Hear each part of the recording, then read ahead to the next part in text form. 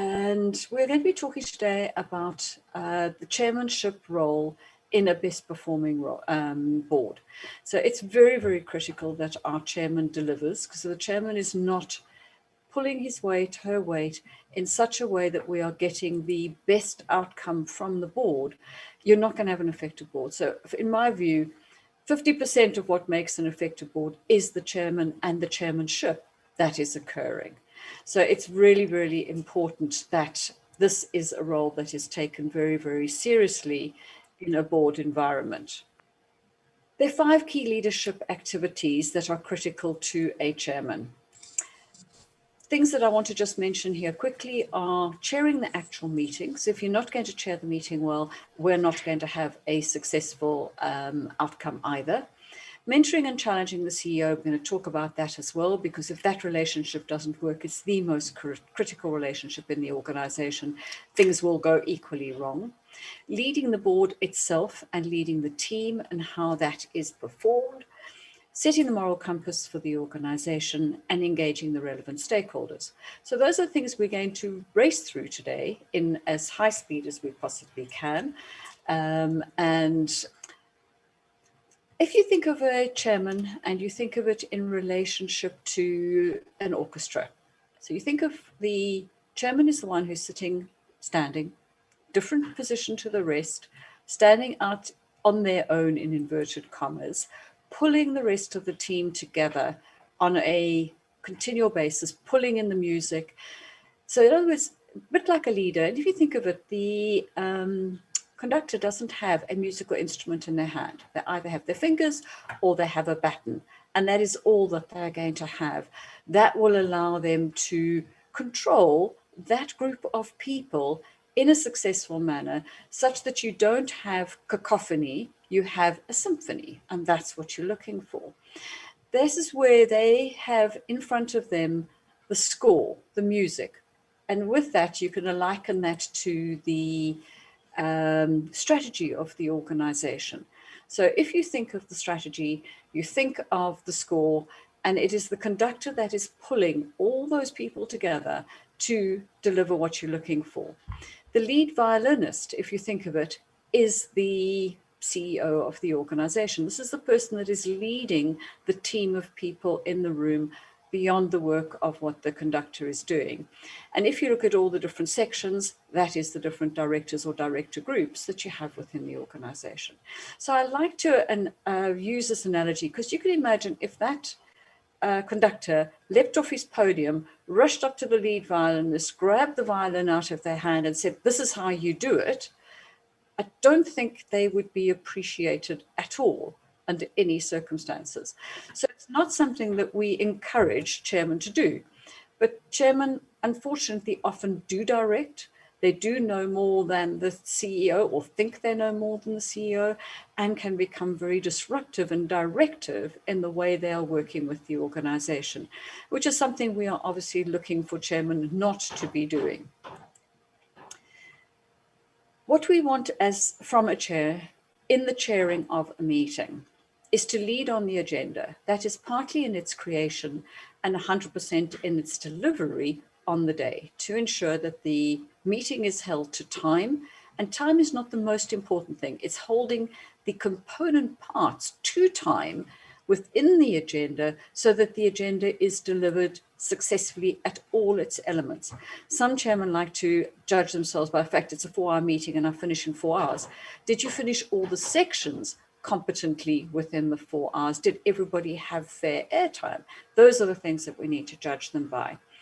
They need to open the topic for conversation. They need to give the positioning of the topic. What are we here to do with this topic? Are we here to discuss it? Are we here to decide? Are we here to reflect? Are we here to listen? Why are we here?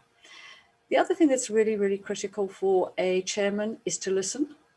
Not only 2 ears, they can have 4 ears and they still won't be listening enough. They need to listen to their people. They need to use their eyes and all their senses in the listening process. It's not just listening to the words, it's listening to the body language, listening to what's not said, and understanding the mood in the room at all times. The chairman speaks last. I was chatting to a chairman on Friday, interviewing. He says, I like to leave it so that everyone has their time. and I'm going to play him a recording back. He says, I always speak last. He doesn't. He opens the topic, gives his 3-sentence opinion, and then says open to comment. He actually has not even registered that he is speaking first, and he's defining his view and his direction and his opinion right up front. And that is not helpful to a board to be able to discuss it in an open forum environment. They need to empower all the directors. Now, some directors are going to be reflective, some are going to be outgoing, some are going to be dynamic, some are going to be quiet, some are going to be specialists, some will only speak when spoken to, some will speak when you don't want them to speak. So it's how do you manage that diversity of input, content, value add in a meeting such that you get the best conversation and you get all the perspectives and all the points of view brought forward all the time. So a challenge for any chairman trying to manage the meeting. And also at the end, to give their opinion, give their input. It is important for the other directors to know where the chairman is at on the conversation. Are they in the same place as everybody else?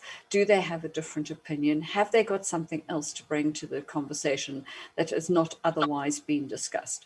So it really is important to know where your chairman is at, but not upfront, not leading the conversation, not taking over and leaving little room for an open opinion and transparent debate. So that is what is very, very critical.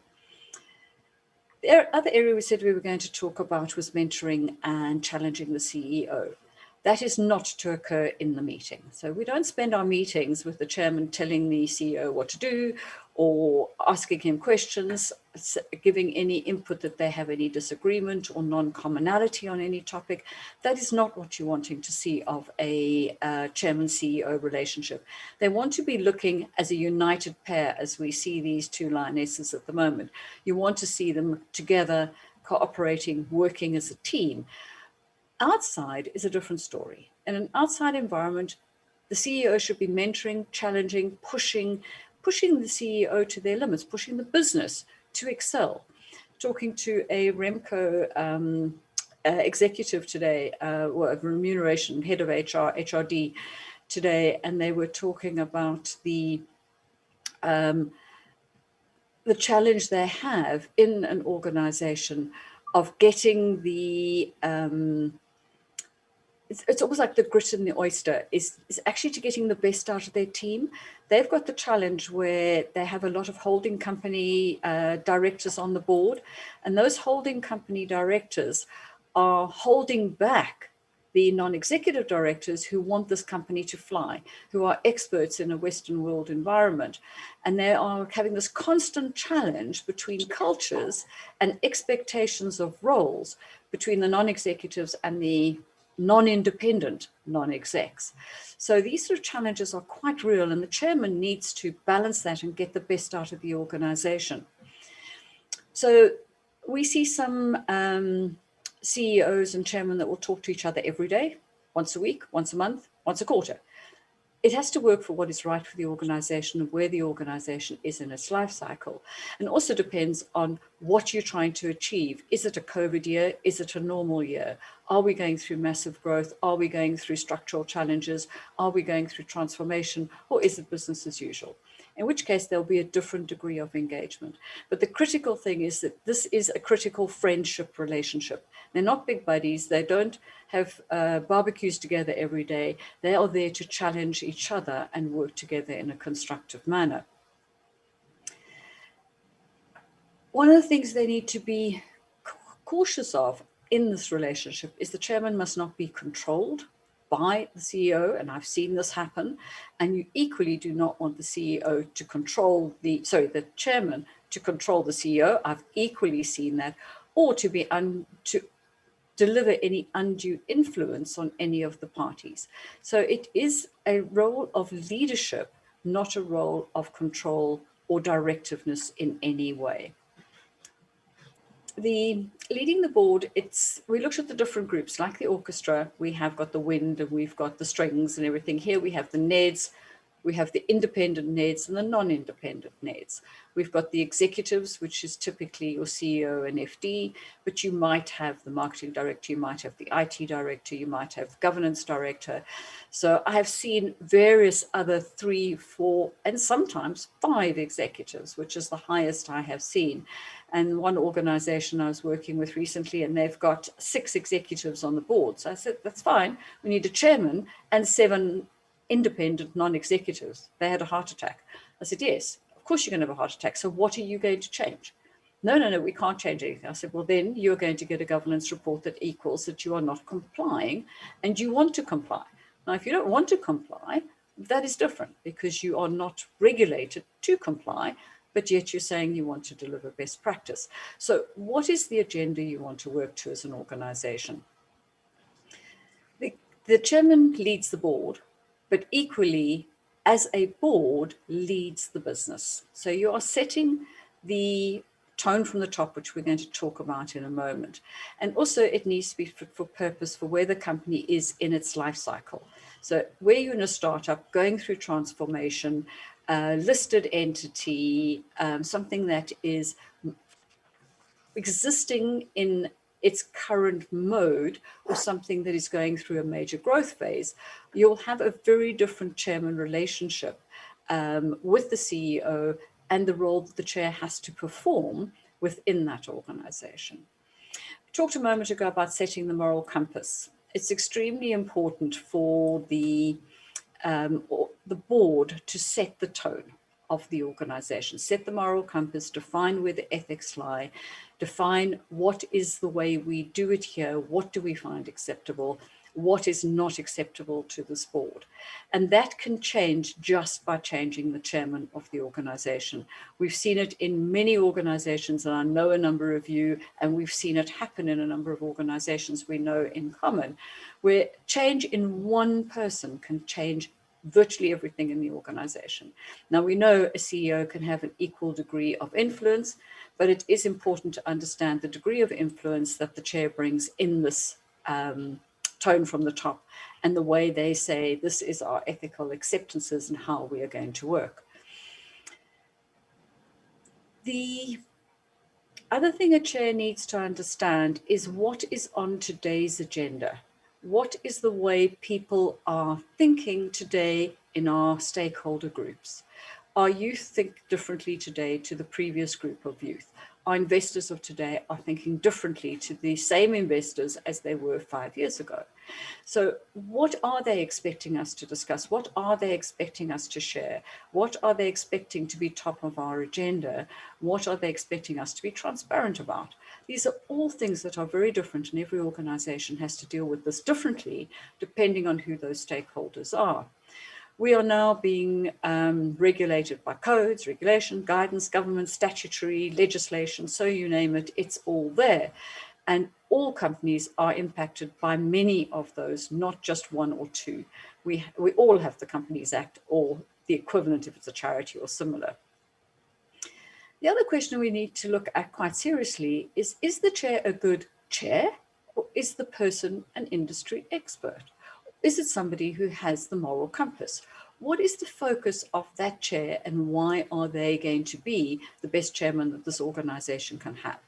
And there are challenges in all of those. So if we had somebody that was all 3, it might be quite wonderful. The problem you have with an extreme subject matter expert is they take over, and it effectively clips the wings of the CEO. And this is the most common outcome we see with a strong subject matter expert, because they become executive in their behavior. What we're looking for is a non-executive chairman with the critical, constructive relationship with the CEO and the board. It's also important, another set of relationships that need to work well is the relationship between the chairman and the deputy chairman, if there is one, relationship with senior independent director, if there is one. There's usually one of those two, sometimes both of those roles can be held, and ensuring that there is a very strong, open, transparent and respectful relationship between those individuals, and equally with the company secretary. I think that is a role that is seriously misunderstood and not as empowered as it should be. And the more empowered the company secretary, effectively, the more effective the chairman is going to be in their role, if their company secretary is empowered by them, recognizes not being a minute taker and a whole bunch more, then we've got a very powerful outcome in that space of supporting the governance for the organization. Right, last slide is just looking at who are our key stakeholders as defined by Section 172, staff, customers, and investors. I've talked about them already. Different engagement strategies will exist at different times, and COVID would have had a completely different engagement strategy for 2020 versus 2019 and potentially 2021 coming. And some of the expectations that we have today are things along the climate agenda. We've got COP26 coming later this year, and the green agenda, the circular agenda, the energy, the carbon, all these things that are very critical to our planet, and putting planet and people ahead of profit, and organizations understanding that if you're getting those and diversities and a few other governance aspects right, the profit line looks after itself. And there are many things that COVID has taught us in 2019, or COVID-19 has taught us in 2020, and how boards and chairmen have had to adapt. Now, we can talk about that in the Q&A section in more detail, because it's been a very defining year for chairmen, from going from quarterly meetings in some organizations down to weekly meetings in the same organization. The engagement from the stakeholders, and particularly the stakeholder that has benefited very differently in the last year, has been the staff, and staff welfare has definitely come up the rungs of understanding, and staff engagement has definitely come up the rungs in the last year, been very, very different. And I think the need for resilience and agility in chairman, and being transparent with their team about when they know what's going on versus don't know what's going on, and having a comfort factor of the role and what the future is holding. I think we've had some far more transparent conversations this last year than before that. That is my 15 minutes exceeded by about 2. Apologies for that. I would now like to open it to discussion, or to revert back to any of those slides that anybody would like to ask a specific question about, or to give any input and references themselves. Who would like to speak first? Hand up. Sharon. Yes. Is it always unacceptable for the chairman to try to steer the board in a particular direction? I mean, you say that they shouldn't, but is it always unacceptable? Undue influence is the key word, Ian. If you have a look at the board, the chairman having assessed a situation, working out what is fair and right by their understanding, the CEOs, the executive committee, and have worked through that agenda together, and to then influence from the point of view of education rather than making the decision for them. You have to allow them the space for independent thought, to be able to challenge back and to ask their questions. And you could end up with a Henry Fonda situation like we did in 12 Angry Men, where one person can get others to change their mind through logic, content, value, and discussion. So provided you are in that realm of ethical and business, absolutely you can have conversations, and you can influence, and you can give your knowledge, provided your ears, both of them, are open to anything that's coming back. Helpful, Ian? Yes, no, thank you. I mean, about the particular thing that I was thinking, sometimes obviously the board might have to decide whether to renew a chief executive's contract. Nice complex one, yes, sir. And therefore you as chair, because of the close working relationship, may have some information that the rest of the board don't have. Yes. And therefore you might want to influence the board in some way to consider maybe not renewing a contract in that situation. And that's where I'm coming from in particular. Yeah, and if you look at that one, Ian, as a specific example, what you are bringing to that is content, additional knowledge, risk of an outcome that would be an unintended outcome that they could not have foreseen, and you are giving them the risk antennae alert to the fact that this might not be a good idea for some specific reasons. It's then for them to turn around and say, I agree, or I disagree, or we can do better, or I think differently. So you're leaving it open to them to take your content and re-challenge you back with it. So provided that is an open conversation, you should, and you're actually obliged, provided you're not breaching any degree of confidentiality issues, to share that information. So if anything, you're the other way around. Any other questions we might have? Sharon, Martin here. Yes, Martin. Hi, Martin. Yes, good. Hello there. This move from sort of quarterly meetings to weekly meetings, is changing the dynamics. Is this a temporary or a permanent thing going forward, do you think? And also on top of that, I would have thought that the quarterly meeting should actually be a more detailed, more lengthy meeting that does actually need to be restored at some point. So just interested in your thoughts on that. The weekly meeting, I think, is already starting to fall away, where people are moving more to back to the schedule as it was, and then only on demand of a specific topic. And some companies have even restricted from whence that topic may be raised to bring it to a board meeting. So I think the degree of frequency of meeting has reduced back to probably more than 50% back to where they used to be. So seeing the quarterly meeting coming back into effect, I think that is becoming more reality again for those that were on the quarterly meeting cycle. Those that were on monthly cycles have returned to the monthly cycle. We're seldom seeing anything in between. And the 2 monthly cycle, I'm seeing in most cases, unless there's a single topic for discussion that needs an answer, they are staying to every 2 month meetings are starting to come back to the norm. The conversations are who can bring a item of content as a new extra meeting, who in the team can. Now legally, in terms of the articles, anybody can bring something forward to have a board meeting, but it's just controlling that and managing it through the company secretary and through the chair, that you're not having meetings for the sake of meetings and wasting a lot of people's time. But I think it's starting to balance, and I think the topic that's most often coming around now is obviously supply chain and staff welfare and risk. Those are the ones that we're seeing. Companies are starting to talk more about now the governance agenda, the doing things, getting back to good business, but being alert of the risks. So Martin, have I got that one? Beautifully, thank you very much. Alan, you had a question?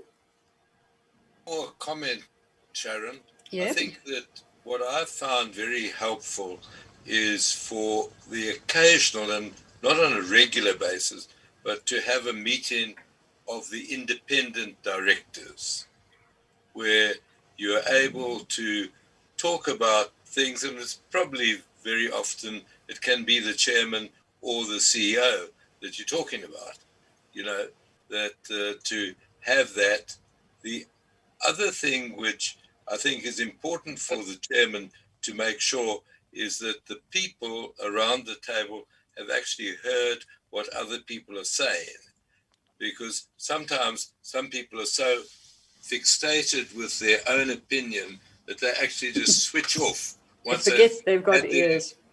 Had their say, well, this must be the right thing, and so then they get buried in their mobile or cell phone at that point in time, because they've spoken what they wish to say. I agree.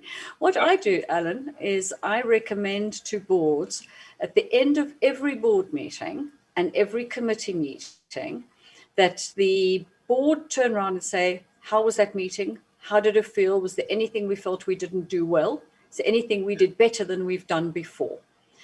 Then the executive and company secretary leave the meeting, any other observers, and you're left with the directors of the board. So it's chairman and all directors. Now you have a similar conversation with a similar agenda. What have we done well? What's concerning us? Where do we go from here? Are there any things we'd like to bring up that we didn't bring up because there were observers in the meeting? Is there anything you felt that was not appropriately handled? Any advice to me as the chairman?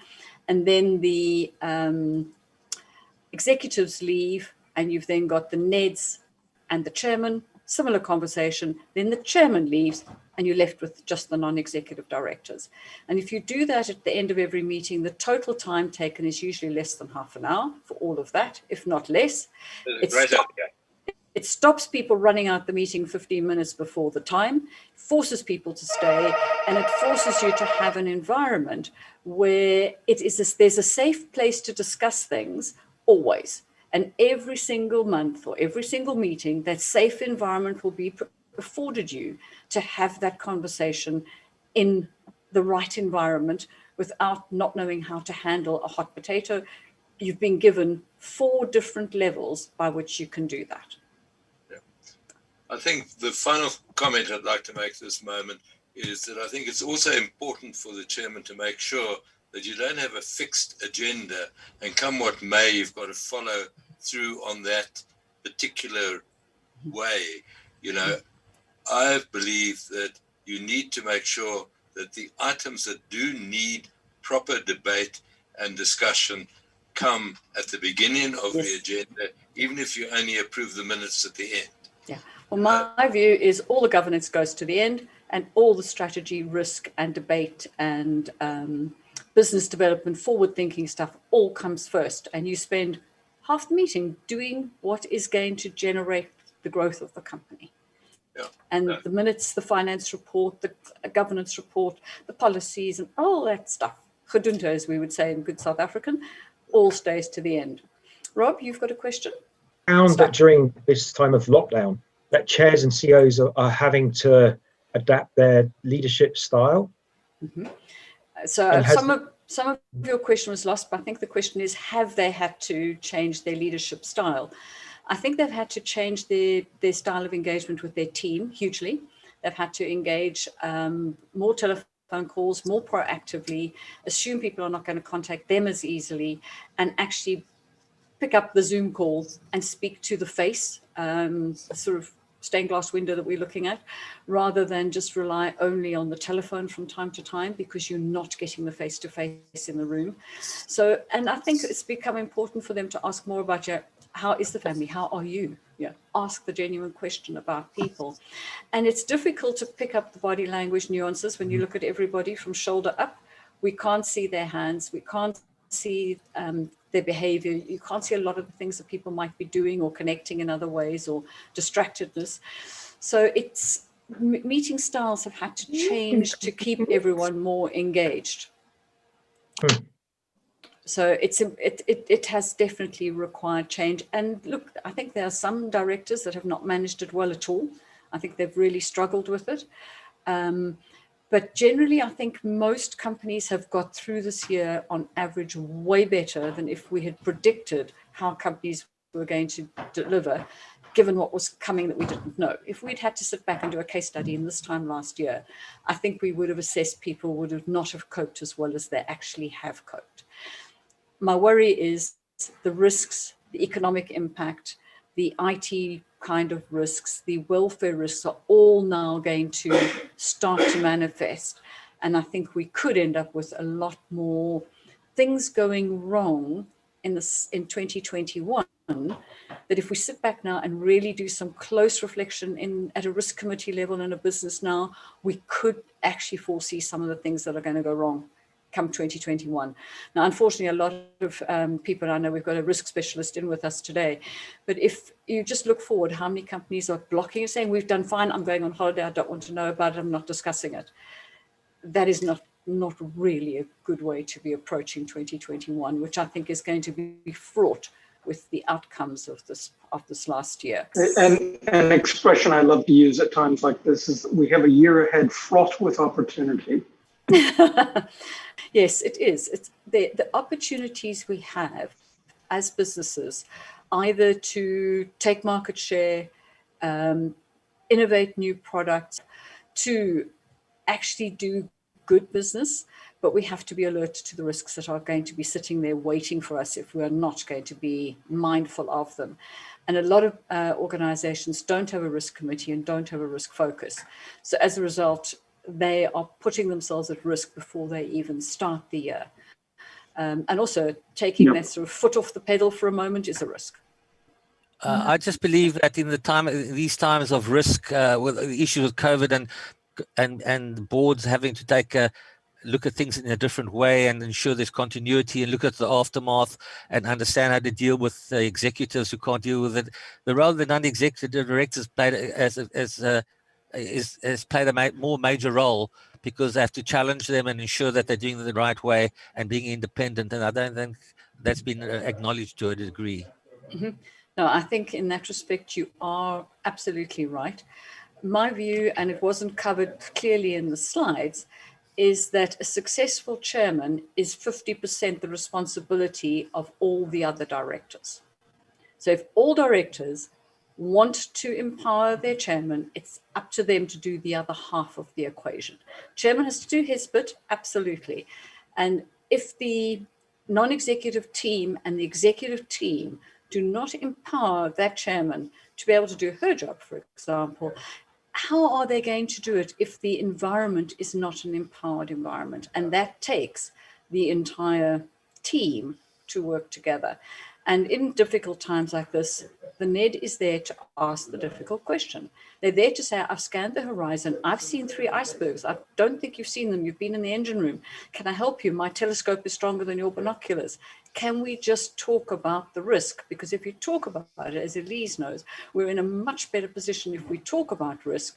So when the unknown, because it will still be the unknown, does arise on our front door, we are 10 steps ahead thinking about the unknown so that we can respond and deliver to it and not react in a panic, because that doesn't help any organization whatsoever. That's why I always say also to my boards that boards have to conduct themselves or harness positive tension in these times so they don't become dysfunctional. Yep, and thinking it's a good time and it's all full of opportunity and it's also easy. No, not a good one. Susan, did you have something you wanted to ask? No, sorry, it's just fine. Well, it's just my opinion, but I think it's shaken a lot of people up to look at what is actually important. Yes. People are important, you know. Yes. They've got to be resilient, and the older you are, less adjustable you are. It's tough for the little ones, the young ones, but I think they're far more resilient than us older people. Mm-hmm. I think that resilience and that agility at a board level to accept that actually making a quicker decision is a better outcome than delaying and the hand grenade going off, because the mess that makes is far more difficult than actually taking on the difficult decision earlier in the equation. Now, we always know there's times to stop and take 10 breaths and to do nothing. We always know that there's a place for that. But not for a year, not for a month, not for a week, depending on what the environment is that you're dealing with. There are times you absolutely have to grab that nettle and know that that is still the best outcome that we're going to get from that equation. I was only going to reiterate your comment about the binoculars, the emerging risks, but also a lot of organizations have what I call the October surprise. Everything's going fine until, and all the numbers are tracking, until October, November, when somebody walks in and says, oh, by the way. And one of the things I've taken to doing is, for key people, I'll ask, okay, what is this year's October surprise? What's going to happen? Nice way. Mm-hmm. Not surprisingly, the answer frequently is, well, if I knew, I would tell you. It's a fairly binary person. Well, yes. But I want them thinking, we've had cases year on year where something has happened. What are you looking at to see that this isn't going to happen again? Yeah, and what could it be? And that's where I see these post-board discussions where the group is getting smaller and smaller and smaller over 3 meetings. And by the time you've got down to the non-execs, who now have no chairman and no executives listening, can brainstorm truly in a blue skies way. Now, you will have some non-execs that are not good at blue skies, and they'll do some more listening. and you'll have some that are really good at blue skies. That is a moment where you are likely to identify some of those unknown unknowns is in that space. And then you say, well, whose responsibility is it going to be amongst us just to have the casual conversation with the CEO or the FD or the marketing director, whoever is relevant, or the chairman, so that we can socialize this worry, concern. I can see the tip of an iceberg, it's or whatever it might be, or just I have a suspicion, I have a gut feeling. I mean, I remember working with the board once where one of the directors, it was a female director, who kept saying, I'm worried about a specific risk. And they kept raising this specific risk. And the response of the chairman and the CEO was, what evidence have you got? And the person said, I don't have evidence. I just sense that this is going to go wrong. They were 100% right, 100% right. And then when they were in the catastrophe, again rose her voice and said, I'm worried that this is the next step that will go wrong. Nobody would listen, and it happened. So how do you turn your ears on when you're an evidence-based person and you've got somebody discussing their intuition? Not an easy combination. They often end up with a void that you get in glaciers that goes a long way down between them. How do you try and bridge that? And once again, I come back to the chairman. It is the chairman's role to bridge the differences between those two directors and actually say, somebody's raised something, somebody doesn't see it, doesn't matter, it's been raised. What can the rest of the board do to discuss that? Even if it never ever happens, so what? We've wasted how much time getting prepared for the unknown, one more step. It really is important. We have overrun our time, so anybody dropping off is not going to be held accountable. Anybody who'd like to ask further questions or stay with the conversation, as we always say, this is a time for debate and discussion. We're happy to run on with those who'd like to stay. Comment about the external, the NED seeing the external risks, which is just one of your key responsibilities as a NED, is, and I have a picture of a bridge with the NED on the bridge with their telescope or binoculars. And it's, you scan the horizons, you're out there in the bigger world, you're seeing more things than the executive who's getting the day job done. And they are so involved in the wood for the trees, it's your job to look out over the top of the trees, look out over the ocean, look for the icebergs, and come back. And sometimes you won't see the iceberg, you'll sense something's not right. The wind has changed. The sounds of the birds have disappeared. We all know things. If you come from Africa, like a few of us do, you can sense when something's coming. You know, they say when an earthquake is coming, the world goes silent first, or dogs start barking just before the earth tremor will come. There are signs. We can see them. It's just, do we read them? And this is all our five senses being used. But that is where a chairman struggles, because they are trying to chair the meeting, use all five senses and the agenda, and keep everyone in a fair airtime. It's the most unenviable role you could wish to have on a board, is to be a chairman. It is hard work. And anybody who says it's anything but, go and do it properly and see how difficult it actually is. And we've got a few chairmen in with us today, so it's interesting to see their insights as well. Couple of people who've seen this happening before. So the stories we are telling are not new. The most difficult thing is, and Ian alluded to it earlier, was if something is not perfect from a chairman's perspective, the other around the CEO, the other position is if the chairman is the problem. It's another whole dynamic. We'll have another whole half hour on that. Everyone happy? We'll share the rest with you, and thank you for spending my lunchtime nugget with me. I appreciate you. Thanks very much. Cheers. Bye.